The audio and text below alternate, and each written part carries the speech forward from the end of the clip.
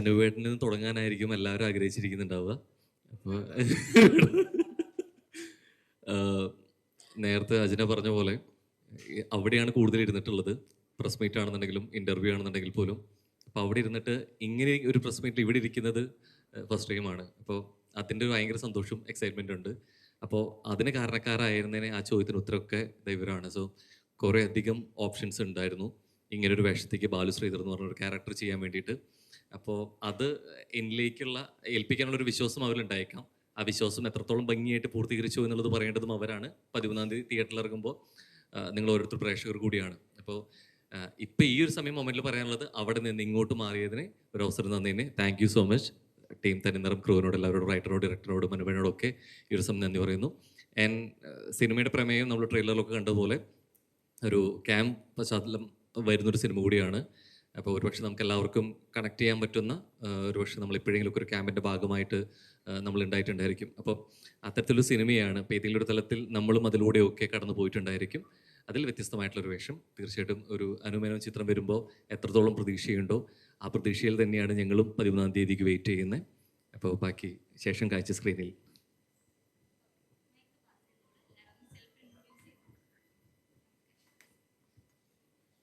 Good evening. എൻ്റെ പേര് കണ്ണൻ. സിനിമയിൽ എൻ്റെ പേര് എഴുതി കാണിക്കുന്നത് അംബിക കണ്ണൻ ബായി എന്നാണ്. അംബിക കണ്ണൻ ബായി എന്നുള്ളൊരു പേരിട്ടത് തന്നെ എൻ്റെ അമ്മയുടെ പേരിനോട് ചേർത്ത് എൻ്റെ പേര് വരണം എന്നുള്ളൊരു ആഗ്രഹം കൊണ്ടാണ്. അപ്പോൾ ഇതെൻ്റെ ആദ്യത്തെ സിനിമയാണ്. അത് അനുവേട്ടനോട് ഒപ്പവും പിന്നെ രതീഷ് ചേട്ടൻ്റെ ഒപ്പവും അങ്ങനെ ഒരു നോബി ചേട്ടൻ എല്ലാവരും കൂടെ ചേർന്നുള്ളൊരു ഒരു ടീമിൻ്റെ ഭാഗമാകാൻ എനിക്കതിന് സാധിച്ചു എന്നുള്ളതിനൊരു ഗ്രേറ്റ്ഫുൾനെസ്സാണ്. ഈ സിനിമ സംസാരിക്കുന്ന വിഷയം എന്ന് പറയുന്നത് ഇപ്പോൾ നിലവിൽ നടന്നുകൊണ്ടിരിക്കുന്ന ഒരു സിസ്റ്റം, ഒരു ഫെസ്റ്റ്, ഈ ക്യാമ്പ് വിത്ത് സ്ട്രേഞ്ചേഴ്സ് എന്നുള്ളൊരു സംഭവം, അതിനെ ആസ്പദമാക്കിയുള്ള ഒരു പ്രമേയമാണ്. ഒരു ഇൻവെസ്റ്റിഗേഷൻ ജേണലിലുള്ളൊരു സംഭവമാണ്. അപ്പോൾ ഫെബ്രുവരി 13-ന് അത് എത്തും. നിങ്ങളത് കാണുക, കണ്ട് വിലയിരുത്തി അഭിപ്രായങ്ങൾ പറഞ്ഞ് ഇതിനെ വിജയിപ്പിക്കുക എന്നുള്ള ഒരു കാര്യമാണ് എനിക്ക് പറയാനുള്ളത്. കൂടുതലൊന്നും പറയുന്നില്ല. കൂടുതൽ കാര്യങ്ങളൊക്കെ ബാക്കിയുള്ളവർ പറയട്ടെ. എൻ്റെ പേര് രതീഷ്. ഞാൻ കെ മധു സാറിൻ്റെ അസോസിയേറ്റാണ്. അതിലുപരി ഞാനും അനുവേട്ടനും മധു സാറിൻ്റെ കൂടെ തന്നെ 2-3 പടങ്ങൾ ഞങ്ങൾ വർക്ക് ചെയ്തിട്ടുണ്ട്. യഥാർത്ഥത്തിൽ ഞങ്ങൾ വേറൊരു സബ്ജക്റ്റാണ് അനുവേട്ടനായിട്ട് സംസാരിച്ചത്. വേറൊരു കഥ സംസാരിച്ചു. അത് സിനിമയേക്കാൾ എല്ലാ കാര്യങ്ങളും റെഡിയായി വന്നപ്പോൾ ഈ കഥ പെട്ടെന്ന് നമ്മുടെ കണ്ണനും ഞാനും കൂടെ ഇരുന്ന് ഡിസ്കസ് ചെയ്തു. രാജീവ് കുടപ്പനൊക്കെ ഒന്നുണ്ടായിരുന്നു. അതിൻ്റെ ട്രിവാൻഡ്രത്ത് വെച്ച് ഞങ്ങൾ ചർച്ച ചെയ്തതിന് ശേഷം പെട്ടെന്നാണ് ഈ സിനിമ നമുക്ക് ചെയ്യാനുള്ള സാഹചര്യം ഉണ്ടായത്. അതുമാത്രമല്ല, ഇതിൽ അഭിനയിച്ചിരിക്കുന്ന എല്ലാവരും, പിഷാരടി ആയിരുന്നാലും അനുവേട്ടനായിരുന്നാലും നോബി ആയിരുന്നാലും തങ്കച്ചനായിരുന്നാലും എല്ലാവരും നല്ലവണ്ണം സഹകരിച്ചു. അതിലുപരി ഇതിൻ്റെ പ്രൊഡ്യൂസർ, ഇത് പടം ചെയ്യാനായിട്ട് വന്ന പ്രൊഡ്യൂസറെ ഞാൻ ആദ്യം അഭിനന്ദിക്കുകയാണ്. ഇതൊരുപാട് കഷ്ടപ്പാടുകളും ദുരിതങ്ങളും ചെറുതായിട്ടുണ്ടായൊരു സിനിമയാണെങ്കിലും എല്ലാവരും സഹകരണം, ടെക്നീഷ്യന്മാരായിരുന്നാലും ക്യാമറാമാൻ പ്രദീപ് നായർ, അങ്ങനെ ഒരുപാട് ടെക്നീഷ്യന്മാർ, ആർട്ട് ഡയറക്ടർ, കോസ്റ്റ്യൂം, മേക്കപ്പ്, ഇതിൽ വർക്ക് ചെയ്ത എല്ലാവരും നന്നായി സഹകരിച്ചു. റൈറ്റർ പറഞ്ഞതുപോലെ ഫെബ്രുവരി 13-ാം തീയതി ആണ് ഈ പടം റിലീസ് ചെയ്യുന്നത്. എല്ലാവരും ഈ സിനിമ കാണണം. പ്രേക്ഷകർക്ക് കാണാവുന്ന രീതിയിലുള്ള അല്ലെങ്കിൽ നല്ലൊരു മേക്കിംഗ് ആണ് നമ്മൾ ചെയ്തിട്ടുള്ളത്. ബാക്കിയെല്ലാം അനുവേട്ടൻ പറയും. നമസ്കാരം. ഒരുപാട് സന്തോഷം. തനി നിറം എന്ന് പറയുന്ന ചിത്രത്തിൽ ഒരു ഭാഗമാകാൻ പറ്റി. അതിന് ക്ഷണിച്ച പ്രിയപ്പെട്ട ഡയറക്ടർ രതീഷ് ഭായ്, പിന്നെ അതുപോലെ എൻ്റെ റൈറ്റർ കണ്ണൻ, പ്രൊഡ്യൂസർ മോഹനണ്ണൻ, ഹൃദയത്തിൻ്റെ ഭാഷയിൽ ആദ്യം തന്നെ അവർക്കൊരു നന്ദി പറയുകയാണ്. കാര്യം എൻ്റെ സിനിമയുടെ ഗോഡ് ഫാദറാണ് അനൂപണ്ണൻ. കാര്യം എന്നെ ശ്രദ്ധിച്ചു തുടങ്ങിയ മലയാള ചിത്രം എന്ന് പറയുന്നത് ഹോട്ടൽ കാലിഫോർണിയ എന്ന് പറയുന്ന ചിത്രത്തിലാണ് പ്രേക്ഷകർ എന്നെ ശ്രദ്ധിച്ചു തുടങ്ങിയത്. അപ്പോൾ അതിനകത്ത് എന്നെ കൊണ്ടുവന്ന അനൂപണ്ണൻ. പിന്നെ അങ്ങോട്ട് ആംഗ്രി ബേബീസ്, ഷീ ടാക്സി, പിന്നെ ഡോൾഫിൻസ്, പിന്നെ ഇപ്പോൾ അതിന് ശേഷമാണ് അവൻ്റെ കൂടെ തനിനിറം എന്ന് പറയുന്ന ചിത്രത്തിൽ ഒരു ക്യാരക്ടർ ചെയ്യാൻ പറ്റി.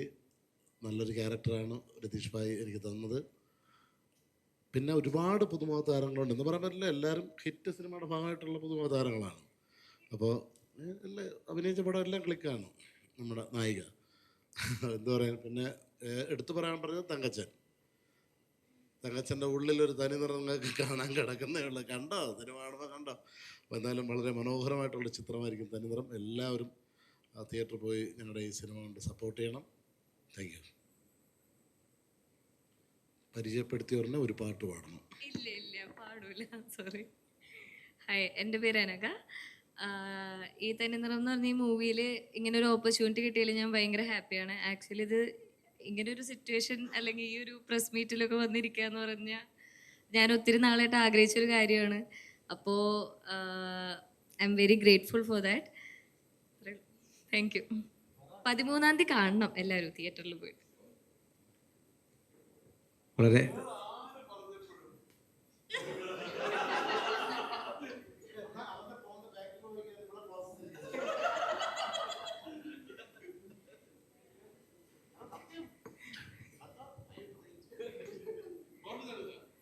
ഞാൻ പ്ലാൻ ചെയ്ത് വെച്ചിരുന്ന മറന്നുപോയി, തെറ്റിച്ച് അറപ്പിച്ച്. വളരെ സന്തോഷം ഈ തിരുനിറം എന്ന ഈ സിനിമയുടെ ഭാഗമാകാൻ സാധിച്ചതിൽ ഹൃദയം നിറഞ്ഞ നന്ദി അറിയിക്കുന്നു. അനൂപ് സാറിൻ്റെ കൂടെ ആദ്യത്തെ സിനിമയാണ്. അതിന് വളരെ സന്തോഷമുണ്ട്.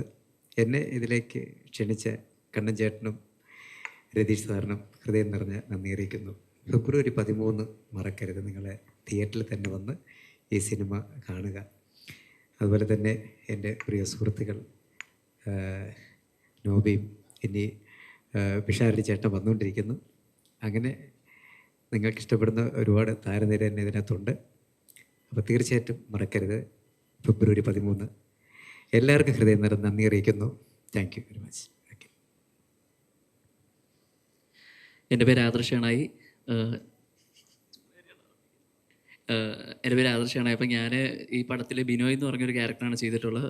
ആദ്യമേ തന്നെ ഒരുപാട് നന്ദി കണ്ണേട്ടനായിരുന്നാലും രജി സാറായിരുന്നാലും ഈ ഒരു പടത്തിൽ എനിക്കിങ്ങനെ ഒരു ക്യാരക്ടർ തന്നതിൽ ഞാൻ ഒരിക്കലും ലൈഫിൽ ഇങ്ങനൊരു പടത്തിലൊരു വേഷം ചെയ്യാൻ പറ്റുമെന്ന് ഒട്ടും വിചാരിച്ചതല്ല. അപ്പം ഇത്രയും നല്ലൊരു ചിത്രത്തിലൊരു അടിപൊളി വേഷം തന്നു. അതിൽ ഏറ്റവും സന്തോഷം എന്തെന്ന് പറഞ്ഞാൽ ഓർമ്മ വെച്ച കാലം മുതലേ കണ്ട് വളർന്നൊരു മുഖമാണ് അനൂപ് സാറിൻ്റെ. അപ്പം സാറിൻ്റെ കൂടെ അഭിനയിക്കാൻ പറ്റി. അതിലേറ്റവും സന്തോഷം എൻ്റെ ആദ്യത്തെ ഷോട്ട് ഈ സിനിമയിൽ വെച്ചതും അനൂപ് സാറിൻ്റെ കൂടെയാണ്. അപ്പം തൊട്ട് ഓപ്പോസിറ്റ് നിൽക്കുന്ന ഒരാളുടെ സാറിൻ്റെ മുഖത്ത് നോക്കിയിട്ട് ഡയലോഗ് പറയാൻ പോലും എനിക്ക് തോന്നുന്നു അന്ന് 4 ടേക്കും കണ്ട അതിൽ പോയായിരുന്നു. എന്ന് വെച്ചാൽ അത്രയും ടെൻഷനുണ്ട്. പിന്നെ സംസാരിച്ച് ഓരോന്നായിട്ട് പറഞ്ഞത് ഇങ്ങനെയാണ് മോനെ, അതങ്ങനെ ചെയ്യുന്നു ക്ലിയർ ആക്കി തന്നെന്ന് വെച്ചാൽ ദേഷ്യമോ കാര്യങ്ങളൊന്നും ഇല്ലാതെ ഒരു പുതിയതായിട്ട് വന്ന ഒരാളുടെ അടുത്ത് എങ്ങനെ ഡീൽ ചെയ്യണം എന്നുള്ള കാര്യങ്ങളൊക്കെ പഠിക്കാൻ പറ്റി. ഒരുപാട് ഈ സിനിമയിൽ അഭിനയിച്ചു എന്നുള്ളതിനെക്കാട്ടി ഏറ്റവും കൂടുതൽ നല്ലപോലെ എനിക്ക് കുറേ കാര്യങ്ങൾ പഠിക്കാൻ പറ്റി എന്നുള്ളതിൽ ഭയങ്കര സന്തോഷമാണ്. പിന്നെ നോബി ചേട്ടൻ, പിഷാരടി ചേട്ടൻ, തങ്കച്ചൻ ചേട്ടൻ.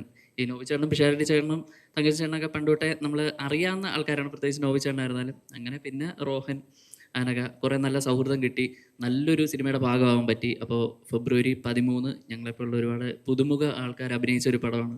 അപ്പം നിങ്ങൾ കൈപിടിച്ച് കയറ്റിയാൽ, ജനങ്ങൾ കൈപിടിച്ച് കയറ്റിയാൽ ഈ ഒരു മലയാള സിനിമയിലേക്ക് ചിലപ്പോൾ ഞങ്ങൾക്ക് വരാൻ പറ്റുമായിരിക്കും എന്നുള്ള ഒരുപാട് ആഗ്രഹത്തോടു കൂടി 13-ാം തീയതി പോയി എല്ലാവരും പടം കാണണം. Thank you. ഓക്കെ, അപ്പം നമുക്കിനി ക്വസ്റ്റ്യൻസ്. ഞാൻ കണ്ടില്ല, സോറി, സത്യമായിട്ട് ഞാൻ കണ്ടില്ല. വേണ്ടേ, ഞാൻ ഒന്ന് ഇൻട്രൊഡ്യൂസ് ചെയ്യട്ടെ പ്ലീസ്? ഇൻട്രൊഡക്ഷൻ അല്ല ഞാൻ ഉദ്ദേശിച്ചത്.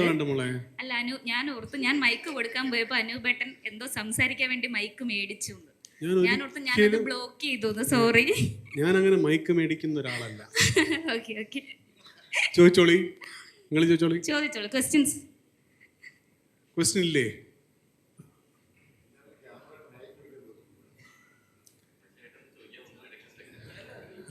പ്ലീസ്. അനുപേട്ട, അപ്പം 13-ാം തീയതി തനി നിറം ഇറങ്ങുവാണ്. അപ്പം ടീച്ചർ കണ്ടായിരുന്നു. ഒരു എന്താ പറയുക, ഹ്യൂമർ ചെയ്യുന്ന കുറച്ച് പേര് ഭയങ്കര സീരിയസ് ആയിട്ട് ഒരു കഥ ചെയ്യുന്ന പോലെ ഒരു ഭയങ്കര ത്രില്ലർ ടീച്ചർ തന്നെ ഫീൽ ചെയ്യുന്നുണ്ട്. അപ്പം ഇങ്ങനൊരു ത്രില്ലേഴ്സ് എന്ന് പറഞ്ഞാൽ മലയാളികൾക്ക് പുതുമയുള്ളൊരു കാര്യമല്ല. അപ്പം അത് ഒരു എക്സ്ട്രാ ഒരു എന്തായിട്ട് ഒരു എക്സൈറ്റ് ചെയ്യിക്കുന്ന ഒരു എലമെന്റ് ഇതിനകത്ത് ഉണ്ടായിരിക്കണം എന്ന് തോന്നിയ ഒരു ഹുക്ക് ചെയ്തൊരു എലമെന്റ് എന്തായിരിക്കും സ്ക്രിപ്റ്റിൽ? മോനെ, എന്ത് സിനിമയായാലും നമുക്ക് തുടക്കത്തിൽ നമ്മൾ കേൾക്കുന്ന കഥയാണ് നമ്മൾ ഓക്കെ പറയുന്നത്. അപ്പോൾ അതിനുശേഷം ഈ പറയുന്നതിന് ഒരുപാട് പരിണാമങ്ങൾ ഉറപ്പായിട്ട് എല്ലാ സിനിമകൾക്കും വരും. അത് ഷൂട്ട് ചെയ്യുന്ന രീതി, പിന്നെ നമ്മൾ ആദ്യം കേൾക്കുന്ന ഒരു 1 ലൈനോ സീൻ ഓർഡറോ ആയിരിക്കും. അപ്പോൾ അത് കഴിഞ്ഞ് അതൊരു സ്ക്രിപ്റ്റായി വരും. സ്ക്രിപ്റ്റായി വന്നു കഴിഞ്ഞാൽ പിന്നെ അതൊരു സംവിധായകൻ്റെ വഴിയിൽ പോയി കുറേ പെർഫോമേഴ്സ് അതിനെ പെർഫോം ചെയ്ത് ഇത് നമ്മൾ ആദ്യം കേൾക്കുന്ന കഥയിൽ നിന്ന് ഇവോൾവ് ചെയ്ത് മറ്റൊന്നായി മാറുന്ന, എഡിറ്റിംഗ് ടേബിളിൽ മറ്റൊന്നായി മാറുന്ന ഒരു കാര്യമാണ്. അപ്പോൾ ഈ പറയുന്ന ഞാൻ ഈ പടം ഇതുവരെ മുഴുവനായിട്ട് കണ്ടിട്ടില്ല. അപ്പം നമ്മൾ ഒരു പടത്തിന് യെസ് പറയുന്നത് അതിൻ്റെ ആദ്യ കേൾവിയിലാണ്. ആ ആദ്യ കേൾവിക്ക് ശേഷം ഒരു മെറ്റമോർഫോസിസ് കടന്നു പോകുന്നുണ്ട്. അതിനുശേഷം അത് തീരുമാനിക്കേണ്ടത് ഇറ്റ്സ് ദ ഓഡിയൻസ്. അത് നമുക്കറിയില്ല. നമുക്ക് ആ ജഡ്ജ്മെൻ്റ് ഉണ്ടെങ്കിൽ നമ്മളെല്ലാം അത്തരം സിനിമകൾ മാത്രമല്ലേ ചെയ്യുള്ളൂ. നമുക്കറിയില്ല. നമുക്ക് ഒരു ജഡ്ജ്മെൻറ്റും ഇല്ല. തലേ ദിവസം പ്രിവ്യൂ വെച്ച് ഗംഭീരം എന്ന് പറഞ്ഞ സിനിമകൾ തിയേറ്ററിൽ തകർന്നടിഞ്ഞ് നമ്മൾ കണ്ടിട്ടുണ്ട്. നേരെ തിരിച്ച് ഇത് ഫസ്റ്റ് ദിവസം പെട്ടിയെടുത്ത് വെളിവെക്കുമെന്ന് പറയുന്ന പടങ്ങൾ സൂപ്പർ ഹിറ്റ് കാണുന്നുണ്ട്. അപ്പോൾ ഇത് ഓഡിയൻസിലേക്ക് എത്തുന്നത് കംപ്ലീറ്റ്ലി ഡിഫറെൻ്റ് ആയിട്ടുള്ള വേറൊരു ഫോമാണ്. ആ ഒരു എല്ലാ പെർമിറ്റേഷൻസും കോമ്പിനേഷൻസും കഴിഞ്ഞ് നിങ്ങളിലേക്ക് എത്തുമ്പോൾ ദാറ്റ് ഈസ് കംപ്ലീറ്റ്ലി യുവേഴ്സ്. നമ്മൾ ഇവിടെ ഇരുന്ന് എന്ത് തള്ളിയിട്ടും ഒരു കാര്യമില്ല. ആ ജഡ്ജ്മെൻ്റ് എന്ന് പറയുന്നത് ലാസ്റ്റ് ഫൈനലി പിന്നെ നിങ്ങൾ കണ്ട് പറയുമ്പോൾ മാത്രമാണ് അതിന് ഇത്രയും നന്മകളുണ്ടായിരുന്നോ അല്ലെങ്കിൽ ഇത്രയും കുഴപ്പങ്ങളുണ്ടായിരുന്നോ നമുക്ക് തിരിച്ചറിയാൻ പറ്റുന്നു. അതിൻ്റെ ഒരു ഹെൽപ്ലെസ്നെസ് പ്രത്യേകിച്ച് ആക്ടേഴ്സിന്. ഇപ്പോൾ ഇത് എഴുതുകയും ഡയറക്റ്റ് ചെയ്യുകയും ചെയ്യുന്നത് ഒരാളാണെങ്കിൽ നമുക്ക് പിന്നെയും ഒരു ഇതുണ്ടാവും. ആക്ടേഴ്സിന് അറിയില്ല, ദേ ആർ ക്ലൂലെസ് എന്നുള്ളതാണ് സത്യം. നെക്സ്റ്റ് അടിപൊളി. അതൊരു ക്വസ്റ്റ്യനാണ് കേട്ടോ. ഉണ്ടോ? ചെറുതായിട്ട് മേക്കപ്പ് ചെയ്തിട്ടുണ്ട്. അതെ, നിങ്ങളെല്ലാം മിണ്ടാതിരിക്കുന്നത് പോലെ ഇത്രയും അല്ല, ഒന്നുമില്ല. ജേർണലിസ്റ്റുകളാണ്. ചിരിക്കുന്നതാണ്. നീ അല്ലേ? നിനക്കത് അത്ര ഇതില്ല. നീ അനക്കേടെ അവിടെ നിന്ന് ക്യാമറ മാറ്റ. ആദ്യം ഫസ്റ്റ് ഇങ്ങോട്ട് ക്യാമറ മാറ്റ. നിനക്കൊരു ചോദ്യമില്ലേ? ഉണ്ടോ? അപ്പം ചോദിക്കൂ. മൈക്ക് കൈമാറൂ.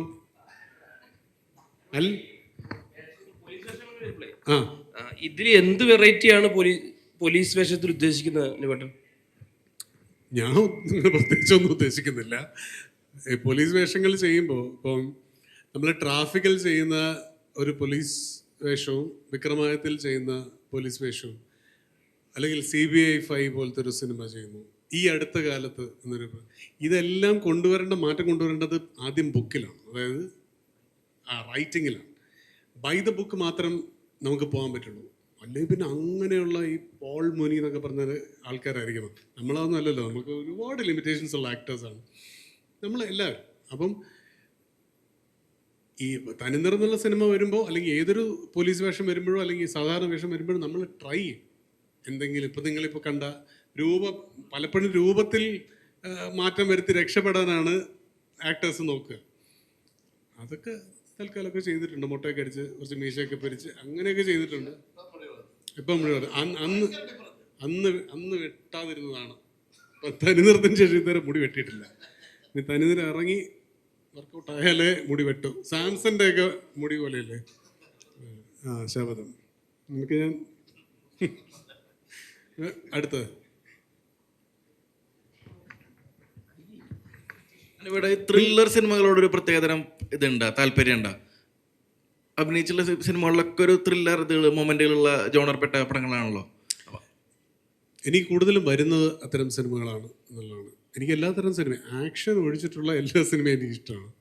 അടി കൂടുക, വല്ലവരെ ഉപദ്രവിക്കുക എന്ന് പറയുന്നത് വലിയ താല്പര്യമുള്ള കാര്യമല്ല. എനിക്കത് ഇഷ്ടമുള്ള ആൾക്കാരുണ്ട്, നന്നായിട്ട് ചെയ്യുന്ന ആൾക്കാരുണ്ട്. അത് ഒട്ടും കുറ്റം പറയുന്നതല്ല, എനിക്ക് പറ്റാറില്ല. ഞാൻ കഴിവതും അങ്ങനെ എത്രയോ സിനിമകൾ അടിയുണ്ട് എന്ന കാരണത്താൽ ഒഴിവാക്കിയിട്ടുണ്ട്. ഒരുപാട് സിനിമകൾ അതൊഴിവായിട്ടുണ്ടെന്ന് മാത്രമല്ല, അടിയുള്ള സിനിമകളിൽ അപ്പുറത്ത് വേറൊരു നായകനുണ്ടെങ്കിൽ അവന് അത് കൊടുത്തിട്ട് രക്ഷപ്പെട്ട ഉണ്ണി മുകുന്ദനൊക്കെ ഞാൻ ചാണക്യ യന്ത്രത്തിലൊക്കെ അങ്ങനത്തെ പണി കൊടുത്തിട്ടുണ്ട്. ഉണ്ണിക്ക് പിന്നെ ഇതൊക്കെ വലിയ ഇഷ്ടമുള്ള കാര്യമാണല്ലോ. അപ്പം നമ്മൾ കണ്ണിൻ്റെ അടുത്ത് പോയി ഞാൻ എങ്ങനെ ഡയലോഗ് പറഞ്ഞ് വെളിയിൽ പോയിക്കോട്ടെ, നിങ്ങളിനി ആ സിനിമ കണ്ടാൽ ശ്രദ്ധിച്ചാൽ അറിയാം. ഒരു ഡയലോഗ് പറഞ്ഞ് ഞാൻ കാപ്പി പിടിച്ചിട്ട് വരാമെന്നൊക്കെ പറഞ്ഞ് പോയിട്ട് ഉണ്ണി ആടിയൊക്കെ കഴിഞ്ഞ് വരുമ്പോൾ ഞാൻ എൻ്ററായി കഴിഞ്ഞോ പറഞ്ഞ് എനിക്ക് ബാക്കി അതാണ് എനിക്ക് ഇഷ്ടമില്ലാത്തൊരു ജോൺറ അല്ലെങ്കിൽ ജോണർ മനുഷ്യൻ മനസ്സിലാവുന്ന ഭാഷയിൽ എന്ന് പറയുന്നത് അതാണ്. ഇപ്പൊ ഇന്റലിജന്റ് ആയിട്ടുള്ള ഒരു പോലീസ് ഓഫീസർ അങ്ങനെ ഒരു കാറ്റഗറിയിലേക്ക് മിക്ക ആളുകളും സെലക്ട് ചെയ്യുന്നില്ല എന്നെ പെണ്ണെ. അങ്ങനെ ഒരു ടാഗ് വീണ് മനഃപൂർവ്വം തോന്നിയിട്ടുണ്ടോ? ഇതിൽ അൾട്ടിമേറ്റ്ലി പടം കിട്ടുക എന്നുള്ളത് മാത്രമേ ഉള്ളൂ അല്ലേ? ഞാൻ ഒരു സിനിമയിൽ പോലും നായകനാവുമെന്ന് പ്രതീക്ഷിച്ച ആളല്ല. ഞാൻ 100 സിനിമകളിൽ നായകനായി. എനിക്ക് അർഹിച്ചതിനേക്കാൾ കൂടുതൽ അംഗീകാരം ഒരു നടൻ എന്ന രീതിയിൽ കിട്ടിയ ആളാണ് ഞാൻ. 2 സ്റ്റേറ്റ് അവാർഡ് കിട്ടി, ഒരു ഫിലിം ഫെയർ അവാർഡ് കിട്ടി. ഇതൊന്നും ഞാൻ പൂർണ്ണമായി അർഹിക്കുന്ന കാര്യങ്ങളൊന്നുമല്ല. അപ്പോൾ എനിക്ക് ആസ് എൻ ഓഡിയൻ മലയാളികൾ തന്ന സ്ഥാനം അല്ലെങ്കിൽ മലയാളികൾ തന്ന അംഗീകാരം എന്ന് വെച്ചാൽ ഞാൻ അർഹിക്കുന്നതിനേക്കാൾ കൂടുതലാണെന്ന് വ്യക്തമായി അറിയാവുന്ന ആളാണ് ഞാൻ. ഇതുവരെ കരിയർ പ്ലാൻ ചെയ്ത് അങ്ങനെ വന്നിട്ടില്ല? ഒരു കളാനുമില്ല. ആര് വന്ന് വിളിച്ചാലും പോകും. നാളെ ഒരു കോമഡി കഥാപാത്രം വന്നാലും പോവും? പോവില്ല. എന്താ മോനെ? ഒരു കോമഡി കഥാപാത്രം ആര് ജോണർ വന്നാൽ അത് പിടിക്കും? പിന്നെ ആംഗ്രി ബേബീസ് ഒക്കെ കുറേ ഉണ്ട്. അങ്ങനെയൊക്കെയുള്ള അവർ തരണ്ടേ, അത് തന്നാലേ ഇത് ചെയ്യാൻ പറ്റുള്ളൂ. പിന്നെ ഈ പറഞ്ഞ പോലെ അനാമന സംതൃപ്തി എന്ന് പറയുന്ന പോലെ മാമുണ്ടേ. അതിനനുസരിച്ച് ആര് ഒരു അത്യാവശ്യം കുഴപ്പമില്ലാത്ത സ്ക്രിപ്റ്റ് ആണെങ്കിൽ നമുക്ക് രക്ഷപ്പെടുത്താം എന്നൊക്കെ തോന്നുന്ന പടമാണെങ്കിൽ, പിന്നെ ഇതൊന്നും നമ്മുടെ കയ്യിലേ അല്ല. നമ്മളെ ആദ്യം കേൾക്കുമ്പോൾ ആദിഗംഭീരം എന്ന് പറയുന്ന സാധനങ്ങളൊക്കെ പാട പൊട്ടി നമ്മൾ കണ്ടിട്ടുണ്ട്. 100 പടമായില്ലേ, കുറേ ആയില്ലേ, വയസ്സായി. ഇത് നമുക്ക് ട്രാക്ക് മാറ്റിയിട്ടേ ഒരു ആക്ഷൻ മാസ് ഒക്കെ പിടിക്കാനുള്ള ഒരു സമയമായിട്ട് തോന്നുന്നു. നീ നിന്റെ ഈ വയറ് കുറയ്ക്കെങ്കിൽ ഞാൻ അത് കൊള്ളാം. ഒരാൾ മാത്രം ചെയ്താൽ മതിയോ? നമുക്കൊരു പരസ്പര പൂരകമായിട്ടുള്ള ബന്ധത്തിലേക്ക് പോവാം. നീ ഇത് കുറയ്ക്കും, ഞാൻ ആക്ഷൻ ചെയ്യാം. എല്ലാവർക്കും നീ ഇത് കുറയ്ക്കും, ക്യാമറ അങ്ങോട്ട് തിരിച്ചു വയ്ക്കും. പ്രത്യേകിച്ച് പ്രൊഫൈലിൽ അതിങ്ങനെ നിറഞ്ഞു നിൽക്കുന്ന കുംഭയിലേക്ക് ഒരു ക്ലോസ്. അവൻ കട്ട് ചെയ്തടാ ക്ലോസ്, നിന്റെ അവൻ ഇടത്തില്ല അത്. അങ്ങനെ നീ തടി കുറയ്ക്കുമ്പോൾ ഞാൻ ആക്ഷൻ ചെയ്യും.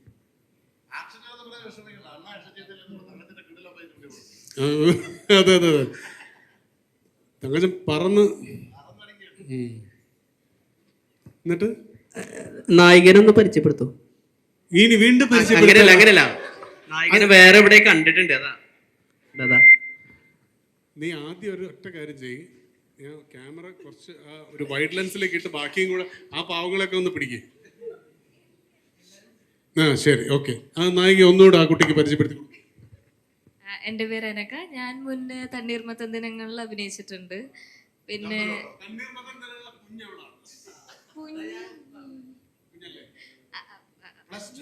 അതെ, +2 ആരട്ടെ. പിന്നെ പത്രോസിന്റെ പടപ്പുകൾ എന്ന് പറഞ്ഞ മൂവിയിൽ നെസ്ലന്റെ അതായിട്ട് ചെയ്തായിരുന്നു. പിന്നെ ഒരു ഞാൻ കുറെ പറഞ്ഞു.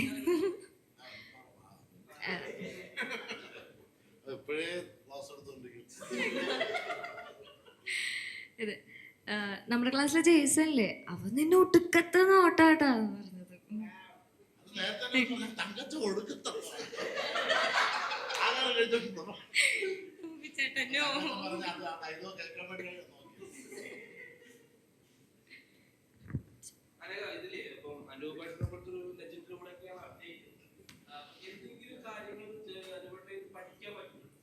പഠിക്കാൻ പറ്റാതെ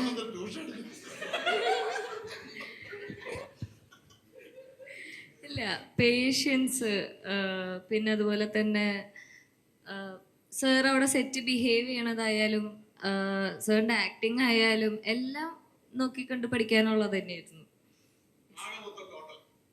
അതെ, ടോട്ടൽ. Thank you.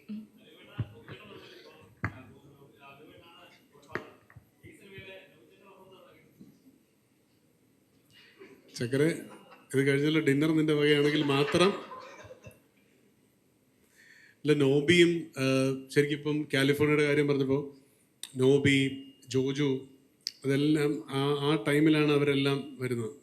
നോബി, നീ എത്ര 500 പടത്തിൽ അഭിനയിച്ചാ? ഇത് എത്രയായി കാണും? 100 ഓടാ അവിടുന്ന്. ഞാൻ അഭിനയിച്ച 100, നീ 500 കാണും. ഒരു എണ്ണമില്ല, എല്ലാ പടത്തിലും ഉണ്ടല്ലോ.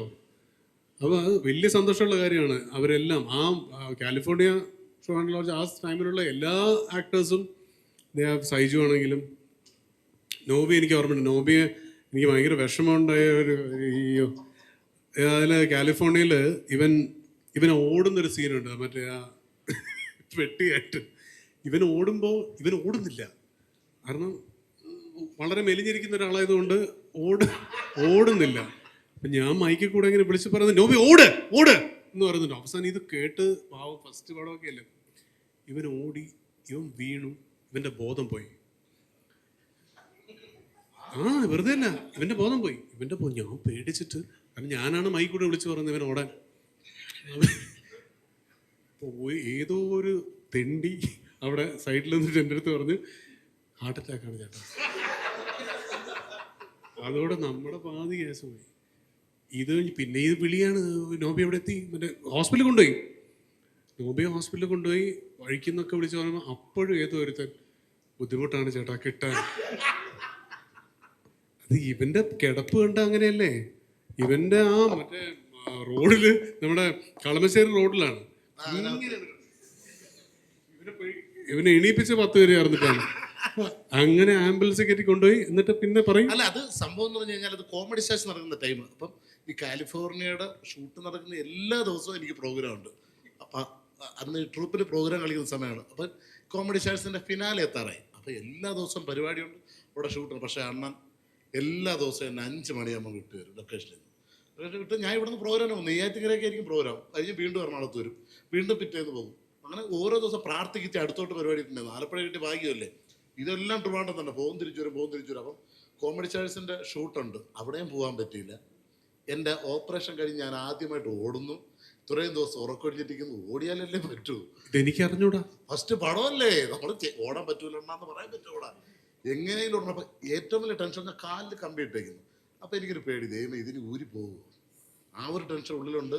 പിന്നെ ഓടണം, മറ്റേ പ്രഷർ എല്ലാം കൂടെ കൊണ്ട് തല ചുറ്റി ഷൈജു കുറുപ്പിൻ്റെ ദേഹത്തു കൂടെ ഇങ്ങനെ അങ്ങ് വീണ്. പക്ഷേ ഉഗ്ര സീനായിരുന്നല്ലേ അത്. എന്നിട്ട് അതിന് ഏറ്റവും വലിയ കോമഡി, തൃപ്പൂണിത്തുറ ഹോസ്പിറ്റലിൽ കൊണ്ടുപോയി. അപ്പം ഈ അയ്യപ്പന്മാരുടെ ഡ്രസ്സായിരുന്നു, കറുപ്പും പാസ്മോട്ട് ഫുള്ള് മാല. അപ്പം അവിടെ ഹോസ്പിറ്റലിൽ കൊണ്ട് കിടന്നപ്പോൾ നേഴ്സുമാർ ചോദിച്ചാൽ ആന്ധ്ര എന്നാണ്ട് വന്നതാണ്. അപ്പം ശബരിമല, അപ്പം എൻ്റെ കൂടെ നിൽക്കുന്ന ദീപു പറശാല, രണ്ടുപേരെയും കണ്ട കറക്റ്റ് ആന്ധ്ര. അപ്പം നേഴ്സ് വന്നിട്ട് ചോദിക്കും, അപ്പം ഇങ്ങനെ കിടക്കുകയാണ്, സ്വാമി ശബരിമല പോയതാ അതാ തിരിച്ച് വന്നതാ. അപ്പം ദീപു പറഞ്ഞു, ഇല്ല ഞങ്ങൾ ഷൂട്ടിങ്ങിന് വന്നേന്ന്. ഷൂട്ടിങ്ങിന് വന്നേന്ന്.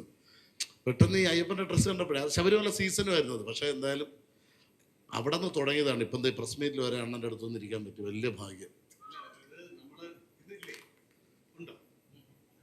അല്ല, നമ്മളെപ്പോഴും കുഴപ്പമില്ലെന്ന് മതി.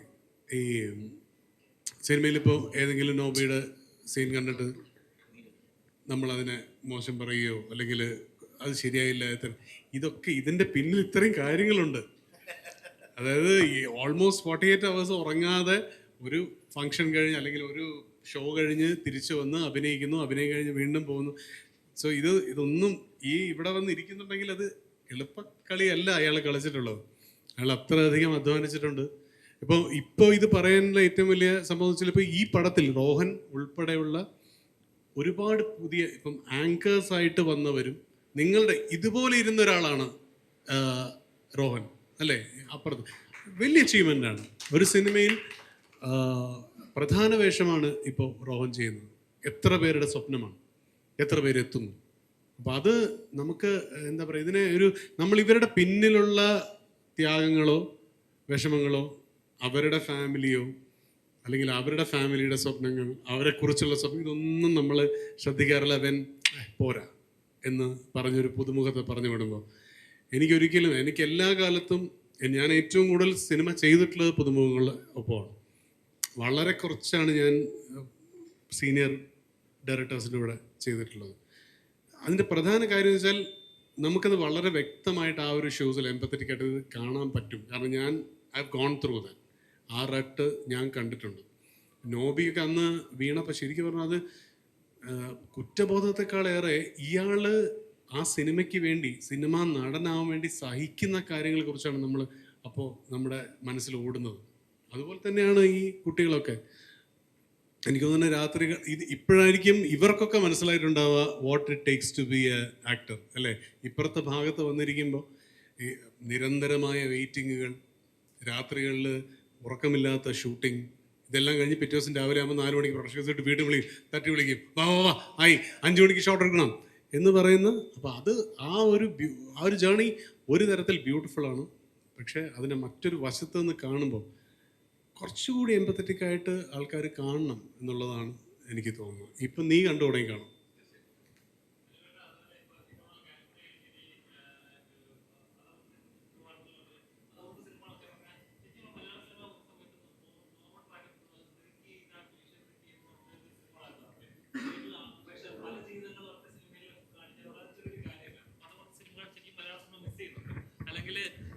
ഇന്നിപ്പം അങ്ങനത്തെ സിനിമകൾ ചെയ്തു കഴിഞ്ഞാൽ ക്രിട്ടിസൈസ് ചെയ്യാനും പൊളിറ്റിക്കൽ കറക്റ്റ്നെസ് പറയാനും ആളുകളുടെ എണ്ണം കൂടുതലാണ്. അപ്പം അതുപോലത്തെ സിനിമകൾ ചെയ്യപ്പെടാനായിട്ടുള്ള സാധ്യതകൾ കുറവാണോ കൂടുതലാണോ, അത് ചെയ്യാനുള്ള മടിയാണോ? എല്ലാ കാലത്തും ഇത് നമ്മളെ ബോദർ ചെയ്യുന്നുണ്ടോ എന്നുള്ളത് മാത്രമാണ്. പൊളിറ്റിക്കൽ കറക്റ്റ്നെസ് നമ്മളെ ബോദർ ചെയ്തിട്ടുണ്ടെങ്കിൽ ലോഡ്ജ് ഒരിക്കലും ചെയ്യാൻ പറ്റില്ല. ഒരിക്കലും ട്രിവാൻഡ്രം ലോഡ്ജോ ഈവൻ കാലിഫോർണിയ ചെയ്യാൻ പറ്റില്ല. കാലിഫോർണിയ നമുക്കൊരു ഈ പറയുന്ന ഒരു ഫൺ ട്രാക്കൊക്കെ ആണെങ്കിലും അത് ചോദിക്കുന്ന ചോദ്യങ്ങൾ, ഇവൻ ചോദിക്കുന്ന ഒരു ചോദ്യമാണ് എൻ്റെ ഫേവറേറ്റ് ആയിട്ടുള്ള, എൻ്റെ എക്കാലത്തെയും ഇഷ്ടപ്പെട്ട ചോദ്യം. അണ്ണാ, ബുദ്ധൻ ക്രിസ്ത്യാനിയാണോ എന്ന് ചോദിക്കുന്ന ചോദ്യം വളരെ നിഷ്കളങ്കമായി ചോദിക്കുകയാണ്. ആക്ച്വലി ആ ചോദ്യത്തിന് വേറെ അർത്ഥത്തിൽ ആലോചിക്കുകയാണെങ്കിൽ ഒരുപാട് ഫിലോസഫിക്കൽ മാനങ്ങളുണ്ട് അല്ലേ? കാരണം നമ്മൾ ഈ മതം എന്ന് പറയുന്നതും, മതമുണ്ടായിട്ട് 2000 വർഷങ്ങളോ 3000 വർഷങ്ങളേ ഉണ്ടായിട്ടുള്ളൂ. അതിനു മുമ്പ് 10 ലക്ഷം വർഷം ഇതൊന്നുമില്ലാതെ മനുഷ്യൻ ദൈവത്തെ പോലും കണ്ടുപിടിക്കാതെ ജീവിച്ചിട്ടുണ്ട് എന്ന് പറയുന്ന ഒരു സാധനത്തിൽ അപ്പോൾ ഈവൻ പരസ്പരം ഒരു ടെററിസ്റ്റാണ്. അപ്പം ആ എന്താണ് മനുഷ്യൻ്റെ പ്രാഥമിക കാര്യങ്ങൾ പോലും, അതായത് വളരെ വസ്ത്രം, പാർപ്പിടം എന്നൊക്കെ പറയുന്ന വളരെ പ്രൈമറി കാര്യങ്ങൾ പോലും നമ്മൾ ശ്രദ്ധിക്കാതെ ഈ വിവരക്കേടുകളിലേക്ക് പോകുന്നത്, അതിനെയാണ് ആ പടം പലപ്പോഴും ക്രിട്ടിസൈസ് ചെയ്തത്. സോ അന്ന് എനിക്ക് ഇന്ന് അത് ചെയ്യാൻ പറ്റുമെന്ന് സംശയമുണ്ട്. കാരണം വെച്ചാൽ ഇന്ന് ആ dialogue might be a blasphemy, it can be ഒരു മതനിന്ദയായിട്ട് പോലും ഡബ് ചെയ്യപ്പെടാം. അത് ആ ഒരർത്ഥത്തിൽ കറക്റ്റാണ്. നമ്മൾ ഭയങ്കര കൺഫൈൻഡായി, ഓരോ കാര്യങ്ങളും ഒരു സിനിമയുടെ പേര് പോലും ഇടാൻ പറ്റില്ല എന്നുള്ള അവസ്ഥയെത്തി. നമ്മൾ ചെറുതായിക്കൊണ്ടിരിക്കുകയാണ് ആ ഒരു അർത്ഥത്തിൽ. അത് സത്യമാണ്. പിന്നെ ഈ പറയുന്ന പോലെ അന്ന് അങ്ങനെ ഒരു പല ഇപ്പം ആ സമയത്ത് കുറേ അങ്ങനത്തെ സിനിമകൾ, ബ്യൂട്ടിഫുള്ളും ട്രിവാൻഡ്രം ലോഡ്ജും കാലിഫോർണിയയും പോലെ തന്നെ അതിനേക്കാൾ മനോഹരമായ സിനിമ ട്രാഫിക് എന്ന് പറഞ്ഞ പടം, അല്ലെങ്കിൽ ആഷിഖിൻ്റെ പടം സോൾട്ട് ആൻഡ് പെപ്പർ, ഇതൊക്കെ ഓരോ അതിൻ്റെ പല ഗണത്തിലും വളരെ ഈവൻ അരുണിൻ്റെ മുരളി എഴുതിയ ഈ അടുത്ത കാലത്ത് അങ്ങനെ ഒരുപാട് സിനിമകൾ. അത് ദാറ്റ്സ് എ സൈക്കിൾ. അതൊരു 10 years കഴിഞ്ഞപ്പോൾ പിന്നെ ഇപ്പോൾ വന്നപ്പോൾ ദർ വാസ് ദിലീഷ്, ഗിരീഷ് ഷെഡിയുടെ സിനിമകൾ വരുന്നു. സോ ആ സൈക്കിൾ ദാറ്റ് കണ്ടിന്യൂസ്. അതിപ്പോൾ ഓരോരുത്തർ അതിനകത്താവുന്നു, ഞാനതിനകത്തൊരു ഇൻസ്ട്രുമെൻ്റ് ആവുന്നു എന്നുള്ളത് മാത്രമേ ഉള്ളൂ. അതൊരു നൈരന്തര്യമാണ്. That go on. പക്ഷെ ഞാനും ചോദിച്ചോണ്ട് അടുത്ത് കാലിഫോർണിയക്ക് ഒരു സെക്കൻഡ് പാർട്ട് നന്നായിട്ട് ഓടും. കാര്യം ഒരു ആട് 2, 3 ഒക്കെ ജനം പ്രതീക്ഷിക്കുന്ന പോലെ ഒരു സെക്കൻഡ് പാർട്ടിന് പ്രതീക്ഷയുണ്ട്. കാരണം അത്ര ആർട്ടിസ്റ്റുകളുണ്ട് ആ സിനിമയിൽ. ആ ഒരു തരം സിനിമ എന്ന് പറയുന്നത്, ഇപ്പം കാലിഫോർണിയ കഴിഞ്ഞിട്ടാണ് ആട് വരുന്നത്. അപ്പോൾ ആട് അന്ന് തിയേറ്ററിൽ പോയില്ല, പക്ഷെ ആട് 2 ബിക്കേം ബിഗ് ഹിറ്റ്. കാരണം ആ ഒരു സ്റ്റൈലിംഗ് ഒരു റിയൽ കമേഴ്സ്യൽ സിനിമയുടെ സ്റ്റൈലിംഗ് ആണ്. നമുക്കൊരു പല പാരലൽ ട്രാക്കുകളെയും വെച്ചിട്ട് ലാസ്റ്റ് ഇത് കൊണ്ടുപോയി അതിനെ ഒരുമിപ്പിക്കുക എന്ന് പറയുന്നത്. എനിക്ക് തോന്നുന്നു കാലിഫോർണിയയിൽ 10ഓളം ട്രാക്കുകളുണ്ടായിരുന്നു, പല പല ക്യാരക്ടേഴ്സിന്. ഇതെല്ലാം കൊണ്ടുവച്ചൊരു ക്ലൈമാക്സ് കൊണ്ടുവച്ച്, അതായിരുന്നു അതിലെ ഫൺ, അതിലെ രസം അതായിരുന്നു എഴുത്തിൽ. അനുവേട്ട അതുപോലെ ഇപ്പം ലാലേട്ടനുമായിട്ട് ചെയ്യാനിരിക്കുന്ന പടം, ഇപ്പം ലാലേട്ടൻ തന്മൂർത്തിയുടെ പടത്തിനായിട്ട് ഇപ്പം മീശ വിരിച്ചിരിക്കുന്ന ഒരു കഥാപാത്രമാണ് താടിയൊക്കെ എടുത്തത്. അപ്പം ചേട്ടൻ്റെ സിനിമയിൽ എങ്ങനെയായിരിക്കും ലാലേട്ടൻ? ഇല്ല, അതിനെക്കുറിച്ച് വളരെ ഏർലിയാണ് അതിനെങ്ങനെയായിരിക്കും എന്ന് പറയാൻ. അതിൻ്റെ ഒരു കറക്റ്റ് പ്രൊഡക്ഷൻ വന്നാലേ എനിക്കതിനെക്കുറിച്ച് സംസാരിക്കാൻ പറ്റൂ. അതിനകത്ത് ഉണ്ടായിരുന്നൊരു പ്രൊഡക്ഷൻ അത് വർക്കായില്ല. അപ്പോൾ അങ്ങനത്തെ ഒരു ടെക്നിക്കൽ ഗ്ലിച്ച് അതിന് നിലനിൽപ്പുണ്ട്. അത് കൂടുതലും എൻ്റെ ശാഠ്യമാണ്. അപ്പോൾ ആ ശാഠ്യം ആ പടത്തിൻ്റെ നല്ലതിനാണ് എന്ന് എനിക്ക് തോന്നുന്നു. ലാലേട്ടനും പറയുന്നത് അതാണ്, കറക്റ്റ് ആൾ വരട്ടെ ആസ് എ പ്രൊഡ്യൂസർ. അങ്ങനെ ഒരു പ്രൊഡ്യൂസർ വന്നാലേ ആ സിനിമ സംഭവിക്കുള്ളൂ. Let take time. ഇത് ഓടിപ്പിടിച്ച് ചെയ്യേണ്ട കാര്യമൊന്നുമില്ലല്ലോ. അദ്ദേഹത്തിന് ഒരുപാട് സിനിമകളുണ്ട്, എനിക്കും തൽക്കാലം ഉരുണ്ടു പോകാനുള്ള സിനിമകളുണ്ട്. ഒരു സൈഡിൽ കൂടെ ഞാനും പോകും. അപ്പോൾ ഏറ്റവും നല്ല, ഏറ്റവും ഹാപ്പി ആവുന്ന, ഞങ്ങൾക്ക് രണ്ടുപേർക്കും അല്ലെങ്കിൽ ആ ഹോൾ പ്രൊഡക്ഷനും ഹാപ്പി ആവുന്ന ഒരു സ്പേസിൽ മാത്രമേ ആ സിനിമ സംഭവിക്കൂ. ഈ വർഷം ചിലപ്പോൾ നടക്കാം, അടുത്ത വർഷമായിരിക്കാം. Let it happen at that time when everything is എന്താ പറയുക, റോസി ആൻഡ് ഹാപ്പി.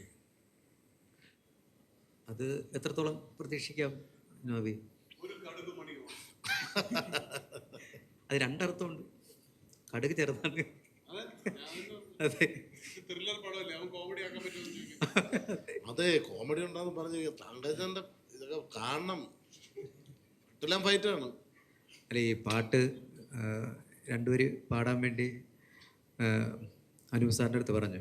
പക്ഷെ ഞാനൊരു പാട്ടിലെ രംഗം കണ്ടാണ് എനിക്ക് കൂടുതലും അനൂപ് സാറിൻ്റെ അടുത്തുള്ളൊരു ഇഷ്ടം കൂടിയത്. അതെപ്പോഴും ഞാൻ പാടിക്കൊണ്ട് നടക്കുന്ന പാട്ടാണ്. പാതിമായും ചന്ദ്രലേഖേ രാവുറങ്ങാൻ വൈകിയോ, നോവറിഞ്ഞും മെയ്മെനഞ്ഞും പ്രാവുപോൽ നീ തേങ്ങിയോ, നെഞ്ചിലേതോ ലാലലാലൻ എന്തിനീ സാന്ദ്രമാ മൗനം, പാതിമായും ചന്ദ്രലേഖേ രാവുറങ്ങാൻ വൈകിയോ. എവിടെയും രണ്ടുപേരും പാടുന്ന സമയത്ത് ചെറിയ ചെറിയ തെറ്റുകൾ അവിടെ വരാം, വരിയിലും ട്യൂണിലൊക്കെ. എന്നാലും ആ പാട്ടിൻ്റെ ഇഷ്ടം ആണ് കൂടുതലും സാറിൻ്റെ ഒരു പടത്തിൽ അഭിനയിക്കണമെന്ന് വരെ ആഗ്രഹിച്ചത്. അതിവിടെ സാധിച്ചു. പിന്നെ നോബി ഒരു പാട്ട് പാടുമെന്നൊക്കെ ചോദിച്ചാൽ നോബി ഏറ്റവും കൂടുതൽ സംഗീതം പഠിച്ചിട്ടുണ്ട്. കൂടുതൽ നോബി പാടുന്നത് 6-ാം തമ്പുരല്ല സോങ്ങാണ്. അതിൽ ആ സോങ്ങിൻ്റെ നീട്ടൊക്കെ എടുത്തിട്ട് നോബി എടുത്ത് വെച്ചിട്ട് വീട്ടിൽ പോയിട്ട് വന്നാലും റൂമിൽ പോയി ശ്വാസം മുട്ടലിന്റെ മരുന്നും കഴിച്ചിട്ടുണ്ട്. അല്ല, എടുത്ത് വെച്ചിട്ട് വീട്ടിൽ പോയി വന്നാലും ആ നീട്ടം അങ്ങനെ തന്നെ അല്ലേ നോബി?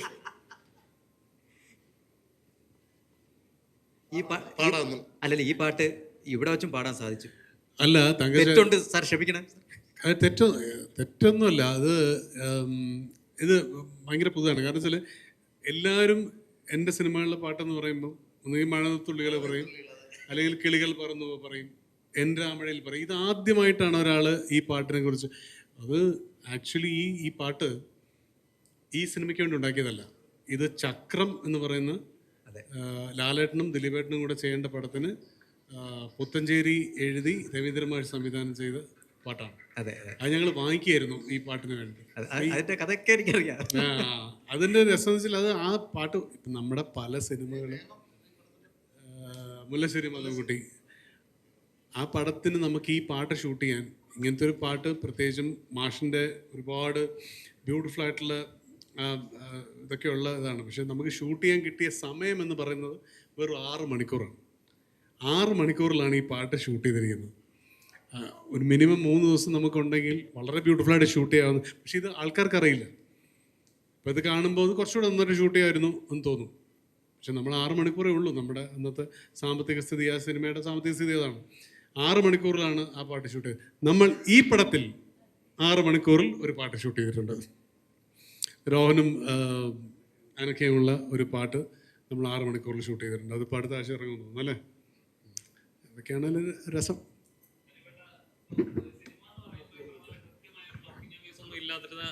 നമുക്ക് എത്രയും പെട്ടെന്ന് പ്രൊഡ്യൂസറിനെ സംബന്ധിച്ച് എത്രയും പെട്ടെന്ന് സിനിമ തീർക്കാന്നുള്ളതാണ്. അപ്പം പടം എന്ന് പറഞ്ഞാൽ തീർക്കാന്നുള്ളതാണ്. അപ്പം വർക്കിംഗ് അവേഴ്സ് ഇങ്ങനെ കൃത്യമായിട്ടില്ല. 10-19 മണിക്കൂറൊക്കെ വർക്ക് ചെയ്തുണ്ട്. ഇപ്പം ഫെബ്ക അത് ഇടപെട്ട് ഇപ്പം നാളെ മുതൽ 12 മണിക്കൂർ ആണ് ഒരു നോർമൽ വർക്കിംഗ് ടൈം അവേഴ്സ് പോലെ ആക്കിയിരിക്കുകയാണ്. അപ്പോൾ അനൂപേട്ടൻ ഒരു ഡയറക്ടറാണ്, പ്രൊഡ്യൂസറാണ്, ഡയറക്ടറാണ്. അപ്പം ഇങ്ങനെ ഒരു പെർസ്പെക്റ്റീവ് നോക്കുമ്പോൾ എങ്ങനെ തോന്നുന്നു ഇങ്ങനെ ഒരു വർക്കിംഗ് അവേഴ്സ് 12 മണിക്കൂർ മാത്രം എന്നുള്ള ലെവലിൽ വരുമ്പോൾ? അല്ല, ഇതിനെ 2 തരത്തിലാണ് ഇത് കാണേണ്ടത്. ഒരു നിർമ്മാതാവിനെ സംബന്ധിച്ചിടത്തോളം ഇപ്പോൾ 12 അവേഴ്സ് എന്ന് പറയുന്നത് വർക്ക് ചെയ്യണമെന്നുണ്ടെങ്കിൽ അമ്മാതിരി പ്ലാനിങ് നമ്മൾ സ്ക്രിപ്റ്റ് സ്റ്റേജിൽ തന്നെ ഉണ്ടാക്കണം. ഇത് പലപ്പോഴും നമ്മുടെയൊക്കെ സിനിമകൾ പലപ്പോഴും സെറ്റിൽ എഴുതിയിട്ടുള്ള സിനിമകളുണ്ട്. പക്ഷേ എൻ്റെ സിനിമകളിൽ എനിക്ക് തോന്നുന്നത് ലോഡ്ജ് ഷൂട്ട് ചെയ്തത് 21 ദിവസം കൊണ്ട്, ബ്യൂട്ടിഫുൾ ഷൂട്ട് ചെയ്തിരിക്കുന്നത് 19 ദിവസം കൊണ്ടാണ്, പത്മ ഷൂട്ട് ചെയ്തത് 12 ദിവസം കൊണ്ടാണ്, സിൻഡ്രല്ല എന്ന് പറഞ്ഞ സിനിമ അത് 9 ദിവസം കൊണ്ടാണ് ഷൂട്ട് ചെയ്തത്. അപ്പോൾ എന്നെ സംബന്ധിച്ചിടത്തോളം ഇത് എനിക്കതിനെ ഒരു ജഡ്ജ്മെൻറ്റലായിട്ടോ ഒരു കാറ്റഗോറിക്കലായിട്ടോ പറയാൻ അറിയില്ല. കാരണം അങ്ങനെ എൻ്റെ സിനിമകളൊന്നും 24 മണിക്കൂർ ഷൂട്ട് ചെയ്യുമോ അങ്ങനെയൊന്നുമില്ല. നമുക്ക് ഇവരൊക്കെ അറിയാം എപ്പോൾ എല്ലാവരും അനുപേട്ട എന്തിനു വേണോ പാക്കപ്പ് എന്ന് പറയുന്ന ഒരു. പക്ഷെ നമ്മുടെ സിനിമകളൊക്കെ 10 ദിവസം 15 ദിവസമൊക്കെ ഷൂട്ട് ചെയ്തിട്ടുള്ളൂ. ഇപ്പം ഇതൊന്നും തന്നെ ഒരു വലിയ മേനിയായിട്ട് പറയുന്നതല്ല. നമുക്കത്ര ഇപ്പം പത്മ എന്ന് പറഞ്ഞ പടത്തിൽ എനിക്ക് തോന്നുന്നു 40 സീനുണ്ട് മൊത്തം, 2 മണിക്കൂറാണ്, 8 പാട്ടുണ്ട് ആ സിനിമയിൽ അല്ലേ, 7 സോങ്സ്, 7 പാട്ട്. പക്ഷെ 12 ദിവസമാണ് നമ്മൾ ഷൂട്ട് ചെയ്തത്. പത്മ 12. അപ്പം അത് മതിയോ എന്ന് ചോദിച്ചാൽ കുറച്ചുകൂടെ നന്നായിട്ട് എടുക്കാം. പക്ഷെ നമ്മുടെ അന്നത്തെ സാമ്പത്തിക ഭദ്രത അത്രയേ ഉള്ളൂ. അപ്പോൾ ഇതെല്ലാം സാമ്പത്തിക ഭദ്രത അനുസരിച്ചിരിക്കും. ഇപ്പോൾ എന്താണ് ഒരു എക്സൽ എൻ്റർടൈൻമെൻറ്റോ അല്ലെങ്കിൽ ഒരു കരൺ ജോഹർ പ്രൊഡക്ഷൻസോ ഒരു യഷ് രാജ് ഫിലിംസോ ഒക്കെ വരുമ്പോൾ 12 മണിക്കൂറൊക്കെ ജോലി ചെയ്താലും നമ്മൾ ഹാപ്പിയാണ്. നമുക്ക് സന്തോഷമുള്ള കാര്യമാണ്. 12 മണിക്കൂർ ജോലി ചെയ്താൽ പോരെ.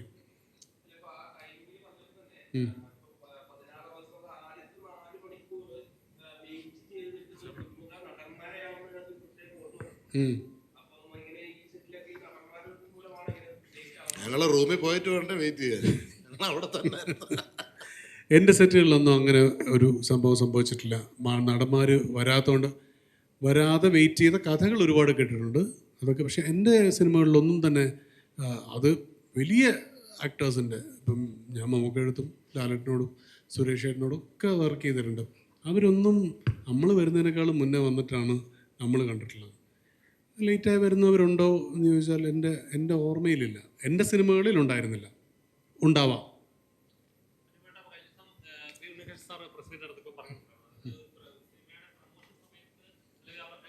ആക്ടറിന് കൊടുക്കുന്ന എഗ്രിമെന്റിനകത്തുള്ളത് തന്നെയാണ് പ്രൊമോഷൻ എന്നുള്ളത്, സഹകരിക്കുക എന്നുള്ളത്. അതുകൂടെ കരുതിലായിരിക്കും ആ റെമുനറേഷൻ നമ്മൾ കൊടുക്കുകയും ചെയ്യുന്നത്. പക്ഷേ പല ആക്ടേഴ്സും വലിയ ആക്ടേഴ്സ് ആയാലും അവർ പ്രൊമോഷൻ സമയത്ത് സഹകരിക്കുന്നുണ്ടെന്നും അതിന് പ്രൊഡ്യൂസേഴ്സിന് ലക്ഷങ്ങൾ നഷ്ടം ഉണ്ടാവുകയും ചെയ്യുന്നുണ്ട്. അപ്പോൾ ആസ് എ പ്രൊഡ്യൂസർ കൂടി ഇപ്പോൾ ഇങ്ങനത്തെ ഒരു കോർപ്പറേഷൻ ആക്ടേഴ്സിന് ഇല്ലാതെ വരുമ്പോൾ പ്രശ്നങ്ങൾ ചെറുതല്ല. അതെ, ഇതിന് പല അടരുകളുണ്ട്. കാരണം എന്ന് വെച്ചാൽ ഇതിൻ്റെ ലെയറിംഗ് എന്ന് പറയുന്നത് എന്താണ് പ്രൊമോഷൻ? ഒരു 7 പേര് വട്ടം കൂടിയിരുന്ന് ഒരു വലിയ ചാനലിന് കൊടുക്കുന്നതാണോ ശരിക്കും ഒരു സിനിമയുടെ പ്രൊമോട്ടിങ് ഓഡിയോ പാരഡിം എന്ന് പറയുന്നതാണോ? അതാണെങ്കിൽ അതനുസരിച്ച് നമുക്ക് അതിനൊരു ഉത്തരവുണ്ട്. കാരണം അങ്ങനെയാണെങ്കിൽ ഇവിടുത്തെ പല സിനിമകൾക്കും ആദ്യ ദിവസം ഫുൾ ആൾ വരണമല്ലോ, ഈ പ്രൊമോട്ട് ചെയ്ത പോലെ. പല ഓൺലൈനിലും പ്രഗത്ഭരായ, ഓൺലൈൻ ഇൻ്റർവ്യൂ കൊണ്ട് പ്രഗത്ഭരായ പല നടന്മാരുടെയും സിനിമകൾ ആദ്യ ദിവസം നിറയണമല്ലോ. അപ്പോൾ അതല്ല, അതുകൊണ്ട് ഒരു സിനിമ ആ പ്രൊമോഷൻ കൊണ്ട് വർക്കാവുമെന്ന് എനിക്ക് തോന്നുന്നില്ല. പ്രൊമോഷൻ കൊണ്ട് അതിനേക്കാൾ ഏറെ ഒരു സിനിമ വർക്കാവുന്ന അതിൻ്റെ വർത്ത് കൊണ്ടാണ്. എനിക്ക് personally I believe promotion should start after the films release. അന്ന് വൈകുന്നേരം അത് തുടങ്ങും. മറ്റതെല്ലാവരും അറിയും ഈ പടം ഇറങ്ങുന്നുണ്ട് എന്ന് പറയുന്നതിന് പ്രത്യേകിച്ച് ഇങ്ങനെ വട്ടം കൂടിയിരുന്ന് എല്ലാവരെയും വിളിച്ചിട്ട് നിങ്ങളുടെ സമയം മെനക്കെടുത്തേണ്ട കാര്യമില്ല, അവരുടെ സമയം. അതുപോലെ അങ്ങനെ ഒരുപാട് പേരിരുന്ന് കുറേ ഇൻ്റർവ്യൂസ് കൊടുത്തുകൊണ്ട് ഒരു പടം വന്ന് കാണുമോ? പടം ട്രെയിലർ കണ്ടിട്ടാണ് ആൾക്കാർ ആദ്യം തീരുമാനിക്കുന്നത് ആ പടം കാണാം എന്ന് തോന്നുന്നു. അപ്പോൾ ആ ട്രെയിലറാണ് ഏറ്റവും കൂടുതൽ പ്രൊമോട്ട് ചെയ്യുന്നത്. അല്ലാതെ ഇങ്ങനെ വന്നിരുന്ന് വർത്തമാനം പറയുമ്പോൾ ഓൺലൈൻ കണ്ടന്റ് കിട്ടും. നിങ്ങൾ ഹാപ്പിയാണ്, നിങ്ങൾക്ക് ഓൺലൈൻ കണ്ടന്റ് കിട്ടും. ഇപ്പോൾ ഈ ഇൻ്റർവ്യൂ, ഇതിപ്പോൾ തനിനിറം എന്ന് പറയുന്ന പടത്തിൻ്റെ ഇൻ്റർവ്യൂവിനേക്കാൾ കൂടുതൽ എന്താണായത്? എൻ്റെ പേഴ്സണൽ ക്വസ്റ്റ്യൻസും പഴയ സിനിമകളും ലാലേട്ടൻ്റെ സിനിമയും ജോഷ് സാറിൻ്റെ സിനിമയും അങ്ങനെ കുറേ സിനിമകളുടെ കാര്യമാണ് വന്നത്. തനിനിറം മറന്നുപോയി. അപ്പോൾ ഇതാണോ ശരിക്കുമുള്ള പ്രൊമോഷൻ? It is not.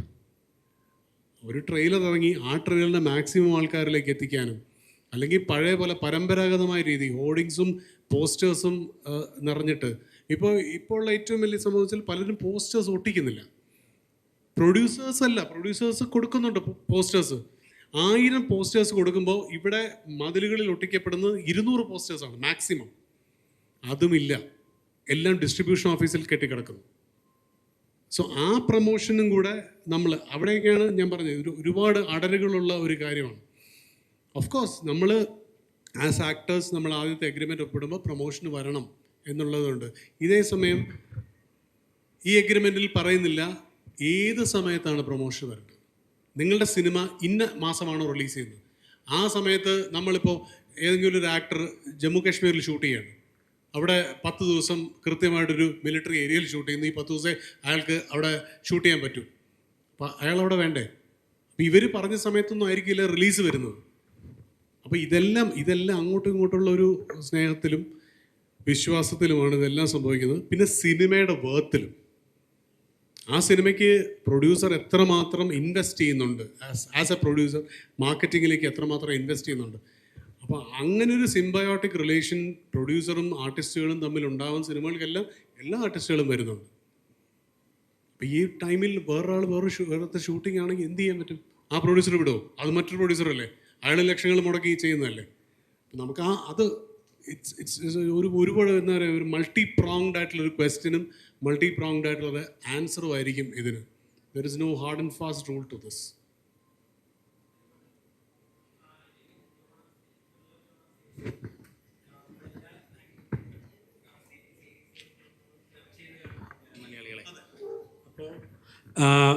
നമ്മളിപ്പോൾ അനൂപേട്ടൻ ലാസ്റ്റ് ചെയ്ത ഒരു ത്രില്ലർ ജോണർ 21 ഗ്രാംസ്, അത് പ്രേക്ഷകർ ഭയങ്കരമായിട്ട് റിവ്യൂ പറഞ്ഞ് ഹിറ്റാക്കിയ ഒരു പടമാണ്, ഗംഭീരമായൊരു സിനിമയായിരുന്നു.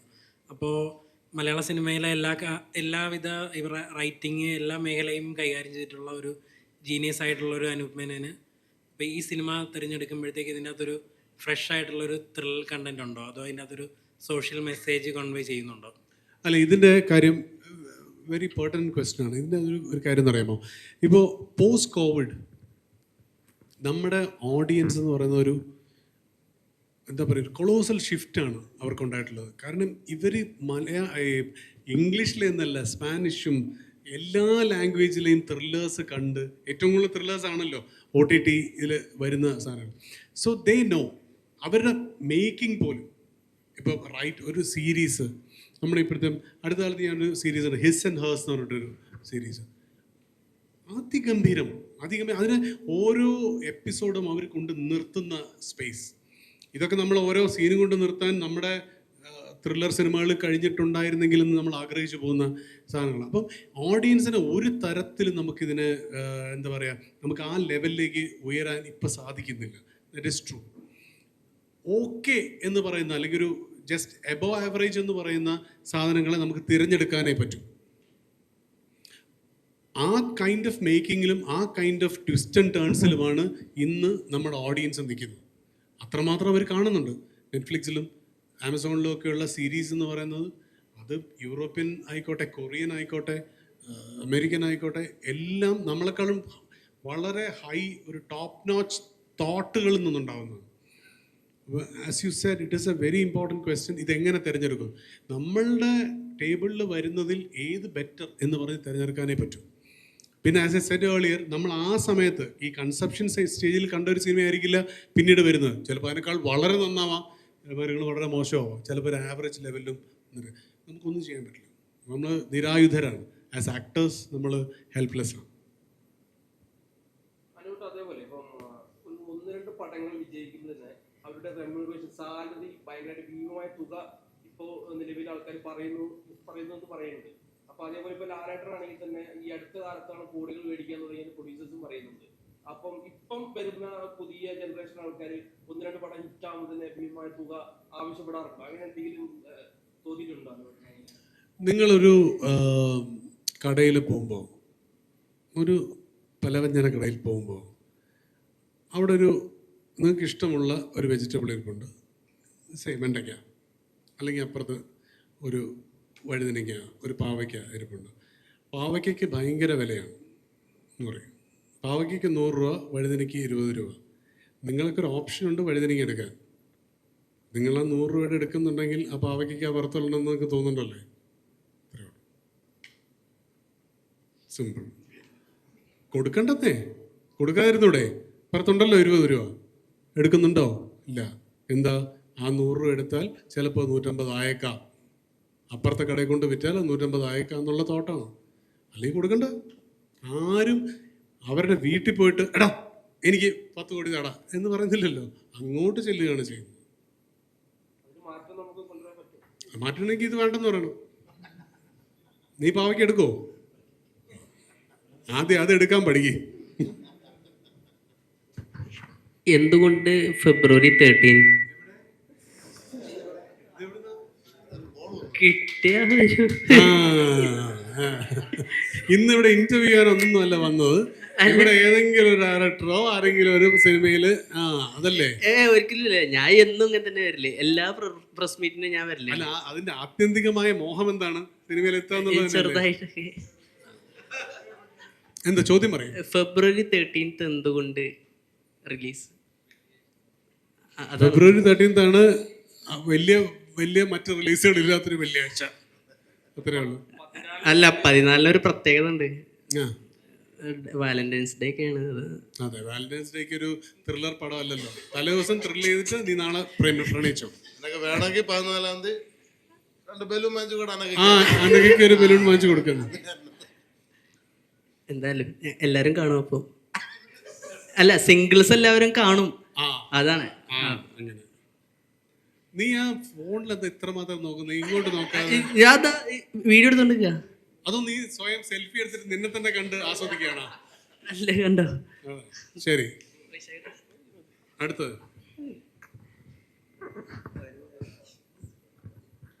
ഞങ്ങളിത് അങ്ങോട്ട് ഷൂട്ട് ചെയ്യുന്നുണ്ട് കേട്ടോ. നോബി എവിടെ ഇരുന്നിട്ട് ചോദ്യം ചോദിക്കുന്ന ആൾക്കാരൊക്കെ ജേർണലിസം അസോസിയേഷനിൽ നിന്ന് വെളിയിലാക്കും. ആ ചോദിക്കുക, നീ തന്നെ ആയോ?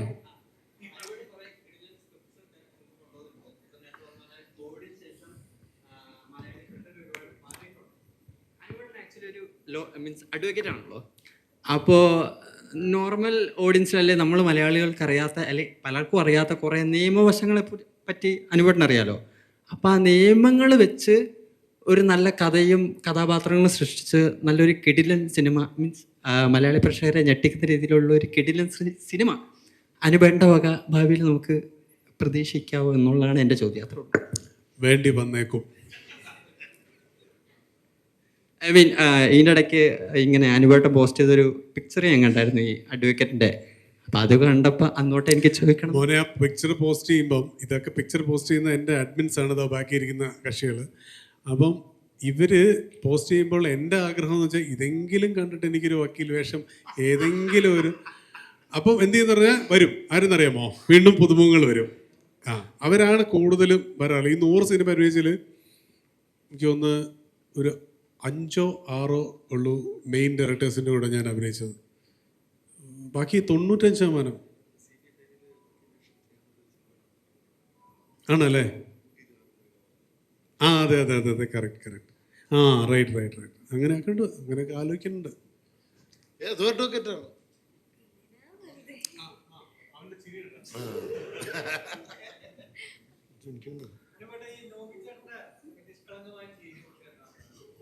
ഇവൻ്റെ തനി നിറം നമ്മളിതിൽ വെളിവാക്കും. ഈ നിഷ്കളങ്കമായ ചിരിക്ക് പിന്നിലെ കരാളമായ ഹൃദയം. ഇവൻ അവൻ ബേസിക്കലി ഭയങ്കര ഇന്നസെൻ്റ് ആയിട്ടുള്ള ആളാണ്. അവൻ വളരെ, എനിക്ക് ഏറ്റവും പ്രിയപ്പെട്ട എൻ്റെ കോസ്റ്റാസിൽ ഒരാളാണ് നോബി. ഞാൻ കാലിഫോർണിയക്ക് വരും, ഇവനെ ഓടിച്ച് ഹൃദയാഘാതം സംഭവിച്ചുകൊണ്ട് മാത്രമല്ല, അന്നേ അവനുണ്ടെങ്കിൽ ഭയങ്കര ഒരു സന്തോഷമാണ്. ഞങ്ങൾ ഈ ഷൂട്ടിങ്ങിനിടയിലും ഒരുപാട് ദിവസം നോബിൻ്റെ മുറിയിൽ വരും, ഞങ്ങൾ സംസാരിച്ച് കുറേ നേരം, രാത്രി ഒരുപാട് നേരം ഇരിക്കും. ഞാൻ പറഞ്ഞില്ലേ, ഇത് അങ്ങനെ ആൾക്കാരെ കിട്ടാൻ വളരെ പ്രയാസമാണ്. അത്തരം അന്ന് എന്താണോ അത് തന്നെയാണ് അയാൾ ഇപ്പോഴും. വേറെ സംഭവം, നമ്മൾ ആദ്യമായിട്ട് തുടങ്ങിയ സമയത്ത് അന്ന് മുതൽ നമുക്ക് അണ്ണ എന്ന് വിളിച്ച് പ്രിയപ്പെട്ട, നമുക്ക് ചേർത്ത് പിടിക്കാൻ പറ്റിയൊരു സിനിമയുടെ അണ്ണനെ ഉണ്ടായിരുന്നു. നമുക്ക് ധൈര്യമായിട്ട് വിളിക്കാം, നമുക്ക് എപ്പോഴും പോയി കാണാം, എന്താവശ്യം പറഞ്ഞാലും നമ്മളെ സഹായിക്കുന്ന ഒരാളാണ് അനുപേട്ടൻ. അതാണ് ഞാൻ പറഞ്ഞത്, എൻ്റെ ജീവിതത്തിൽ വലിയൊരു മാറ്റം കൊണ്ടുവന്ന ആളാണ് അനുപേട്ടൻ. ഞാനിന്നും ഞാൻ പറഞ്ഞില്ലേ, ആദ്യമായിട്ട് എനിക്ക് നെഗറ്റീവ് ഒരു കമൻറ്റ് വന്നു, ഇവനൊക്കെ ആരടാ സിനിമയിലെടുത്തെന്ന് പറഞ്ഞ് ഒരു കമൻറ്റ്. ഞാൻ വിഷമിച്ചു, ഞാൻ ദൈവമേ, കാര്യം നമ്മൾ ഇത്രയും വർഷം ഉറപ്പൊഴിഞ്ഞ് മിമിക്രി കളിച്ചിട്ട് ഒരു സിനിമയിൽ അവസരം കിട്ടുന്ന വലിയൊരു സംഭവമാണല്ലോ. അപ്പോൾ കാലിഫോർണിയ ഞാൻ അണ്ണനെ വിളിച്ചു, അമ്മ എനിക്ക് ഇതുപോലൊരു സംഭവം എന്ന് പറഞ്ഞാൽ എന്തെങ്കിലും പ്രശ്നം ഉണ്ടോ അമ്മ? അപ്പോൾ എനിക്ക് ഫീലിംഗ് ആയിപ്പോയി, ഭയങ്കര വിഷമമായി പോയി. അപ്പോൾ അണ്ണൻ്റെ അടുത്ത് പറഞ്ഞൊരു ഡയലോഗാണ്, നിന്നെ ശ്രദ്ധിച്ച് തുടങ്ങി, അതുകൊണ്ടാണ് ഇങ്ങനെ നെഗറ്റീവ്, ഇനി അതൊക്കെ വന്നോളൂ. സത്യമാണ്. ഞാൻ പിന്നെ ഇപ്പം കമൻറ്റ് നോക്കാറുണ്ട്. ദൈവം സഹായിച്ച് കുറച്ച് വർക്ക് കിട്ടി, അത് ഒരു സന്തോഷം. കാര്യം അതിന് ഞാൻ പറഞ്ഞില്ല, ഇപ്പോഴും ഈ പ്രസ് മീറ്റിങ്ങിൽ നിങ്ങളുടെ മുമ്പേ ഇരിക്കാൻ പറ്റിയ കാരണം അണ്ണനാണ്. ഇല്ല, വായിച്ചാലേ പ്രശ്നമുള്ളൂ. സൈബർ അറ്റാക്ക് വരുന്നു, ഒരാളെന്നെ വിളിച്ചിട്ട് പറയണം, ബിഗ് ബോസ് കഴിഞ്ഞു എനിക്ക് സൈബർ അറ്റാക്ക് സഹിക്കാൻ പറ്റും. ഞാൻ പറയും ഫോൺ ഓഫ് ചെയ്തിട്ട്, അല്ലെങ്കിൽ ഹാർട്ട് അറ്റാക്ക് വരും. ഫോൺ ഓഫ് ചെയ്തിട്ട് ഞാൻ ഇപ്പൊ കുഴപ്പമില്ലത്. ഇത് കേൾക്കുന്നിടത്തേ ഉള്ളൂ, ഒരു ഗുണം ഇതുകൊണ്ടില്ല, ഒരു ഗുണമില്ല. Seriously, with all due respect to all those commenting people, ഒരു ഗുണമില്ല. ഇത് നമ്മൾ കേൾക്കാറില്ല, കാണാറുമില്ല. കാരണം അവരെയും പലരെയും, എല്ലാവരെയും എന്ന് ഞാൻ പറയുന്നില്ല, അവരുടെ ഡീപ്പായിട്ടുള്ളൊരു ഫ്രസ്ട്രേറ്റഡ് സ്റ്റേറ്റിൽ നിന്നാണ് അവരിത് പറയുന്നത്. അവർ ഈ പറയുന്ന ഒരാൾ ഇപ്പോൾ നോബി ഒരു പുതിയ കാർ വാങ്ങിച്ച് അതുവഴി പോകുമ്പം അത് കാണുന്നവന് ഉണ്ടാവുന്ന ആ സമയത്തുള്ള ഇത് മാത്രമാണ്. അല്ല നോബിയോട് പേഴ്സണലി ഒരു വിരോധവും അയാൾക്കില്ല. നാളെ നോബി വിളിച്ച് ചക്കരെ വാ ഒരു മുത്തം കൊടുത്ത് അവൻ എൻ്റെ പൊന്ന് നോവിച്ചേട്ടാന്ന് അത് വരും. നേരിട്ട് കണ്ട ഒരു കുഴപ്പമില്ല. ഒരു ദിവസം ഞാൻ എയർപോർട്ടിൽ നിന്ന് ഒരാൾ സൈഡിൽ ഭയങ്കര ചിരിക്കണം. അപ്പൊ ഞാൻ എന്തോ കോമഡി കണ്ടിട്ട് ഞാൻ എന്തോ ഇല്ല, ഞാൻ കമന്റ് വായിച്ചിരിക്കുകയാണ്. ചിലർ ഭയങ്കര രസമായിട്ട് എഴുതുകയും ചെയ്യും കമന്റ്. അടിപൊളി. അല്ല, ഇതുകൊണ്ട് അതിൽ അഭിരമിക്കാൻ ഇഷ്ടമുള്ളവർക്ക് കമൻറ്റുകൾ വായിക്കാം, വായിക്കാതിരിക്കുന്നതാണ് നല്ലത്. നല്ലതായാലും ചീത്തയായാലും ഇതൊക്കെ നമുക്കറിയാമല്ലോ. നമ്മൾ എത്രമാത്രം ലിമിറ്റഡ് ആണെന്നുള്ളത് വളരെ വ്യക്തമായിട്ട് അറിയാവുന്ന ആൾക്കാരാണ് ഒരുമാതിരിപ്പെട്ട എല്ലാ ആക്ടേഴ്സും ഡയറക്ടേഴ്സും എല്ലാവരും. അപ്പം എന്തിന് മറ്റുള്ളവരുടെ ഇത് വായിക്കേണ്ട ഒരു കാര്യവും നമുക്കില്ല. Just ignore.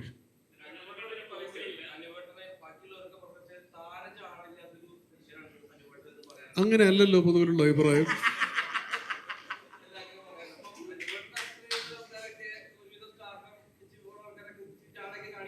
എടാ, സ്റ്റാർ ആണെങ്കിലേ ചാട കാണിക്കാൻ പറ്റൂ. ഞാനതല്ല, അതുകൊണ്ടായിരിക്കും. എങ്ങനെ നീ അതൊന്ന് പറഞ്ഞു തന്നാൽ ഞാൻ അനുസരിച്ച് ചെയ്യാം. അല്ല, യൂഷ്വലി ഏതെങ്ങനെയാണ് താരചാടയുടെ ഒരു ലക്ഷണങ്ങൾ അല്ലെങ്കിൽ അപലക്ഷണങ്ങൾ എന്തൊക്കെയാണ്? നീ പറയടാ, നീ ഇത്രയും ആൾക്കാർ കാണുന്നതല്ലേ, നീ ആൾക്കാരുടെ പേരെടുത്ത് പറ. ഒരാളുടെ പേര് പറ, നല്ല താരചാടയുള്ള ഒരു ആക്ടറുടെ പേര് പറ. കിട്ടാത്തോണ്ട് തങ്കച്ചനെന്ന് മകളെ പറടാ. വേണ്ടേ, വിട്ടാ, നിർത്തിയാ? ശരി, ഓക്കെ. അടുത്ത ക്വസ്റ്റ്യൻ.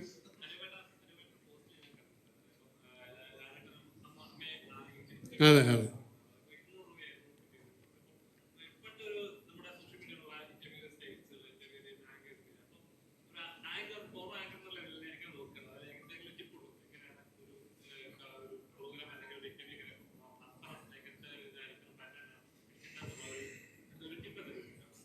അല്ല, ഇതിനകത്ത് ഞാനങ്ങനെ ഒരു ടിപ്പും ആർക്കും കൊടുക്കാൻ അർഹനല്ല. കാരണം എന്ന് വെച്ചാൽ ഞാൻ ആ സമയത്ത് ഈ പറയുന്ന ഒരു ആങ്കർ ആയിരുന്ന ടൈം എന്ന് പറയുന്നത് ജേർണലിസം തന്നെ വേറൊരു തരം ആയിരുന്ന ടൈമാണ്.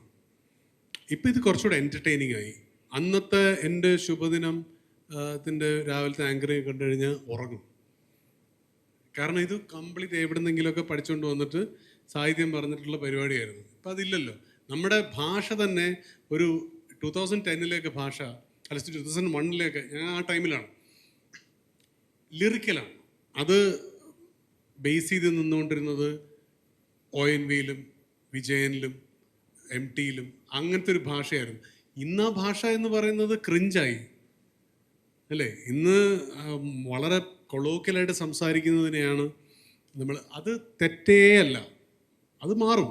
അതെല്ലായിടത്തും മാറിയിട്ടുണ്ട്. ഇപ്പോൾ 1920s വദറിങ് ഹൈറ്റ്സ് ഒക്കെ പോലത്തെ സാധനങ്ങൾ എഴുതുന്ന പോലെയല്ലോ ഇന്നൊരു ഒരു ഓർഹൻ പാമുക്കോ അങ്ങനത്തെ ഒരു പുതിയ റൈറ്റർ എഴുതുന്നത്. അവിടെയും ഞാൻ പറയുന്നത് എല്ലായിടത്തും ഇന്നത്തെ അപ്പോൾ ഒരു സുഭാഷ് ചന്ദ്രൻ എഴുതുന്ന പോലെ അല്ലല്ലോ. അല്ലെങ്കിൽ പണ്ടൊക്കെയുള്ള നോവലുകളിൽ ഇപ്പം ഞങ്ങൾ ഇന്നലെ ഞാൻ അച്ഛനും അമ്മയും കൊണ്ട് തസ്രാക്ക് പോയി. ഖസാക്കിൻ്റെ ഇതിഹാസം അവിടെയാണല്ലോ, തസ്രാക്ക് എന്ന് പറഞ്ഞ സ്ഥലത്താണ് വിജയൻ എഴുതുന്നത്.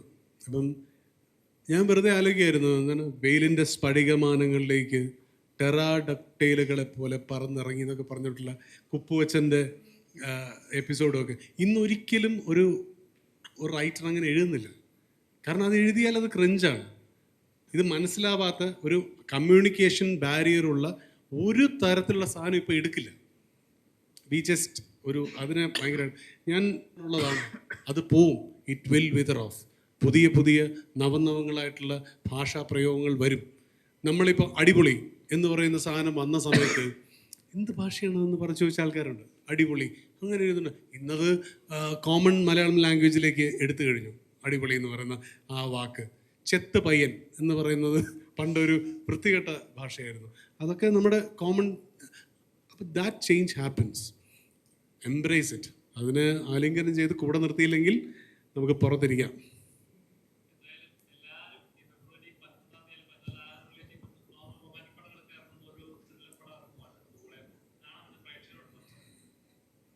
കാണൂ.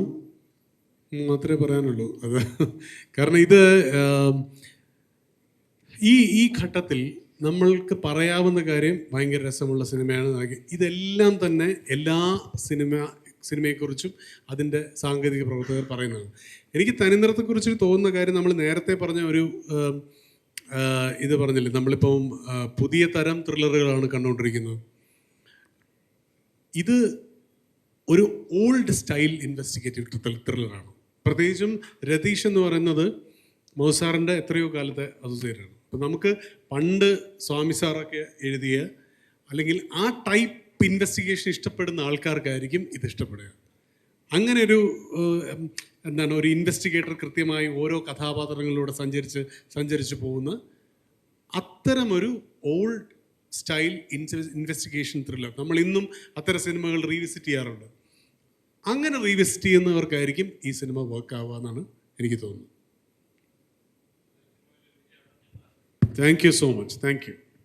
Okay, thank you so much. അല്ല ഒരു മിനിറ്റ്, നീ മറ്റേ പറ, താരജാടയുള്ള നടൻ ഒരാളെ പറ. മൈക്കോടുക്കും.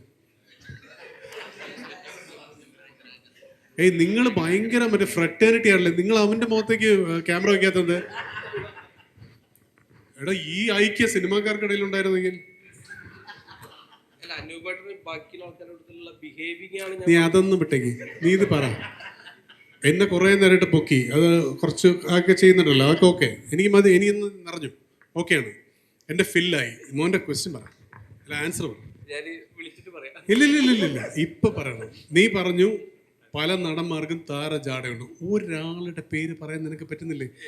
നിന്റെ സകല പത്രപ്രവർത്തക ദൈവങ്ങളും കോപിക്കും. വേണ്ട, പിന്നെ പറയാം.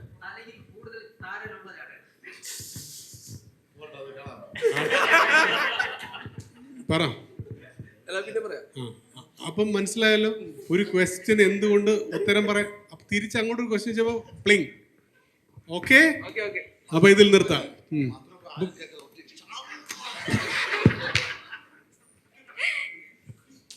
ചക്ര, അപ്പൊ നീ അത് കുറയ്ക്കുന്നതിനോടൊപ്പം നമ്മൾ ആക്ഷൻ പടം ചെയ്യും. ഓക്കെ അല്ലേ? Thank you. അപ്പോൾ ഫെബ്രുവരി 13 തനിനിറം കാണുക. ശരി, ബൈ. യെസ്, അപ്പോൾ എല്ലാവരും 13th തിയേറ്ററിൽ നമുക്ക് വിസിറ്റ് ചെയ്യാം.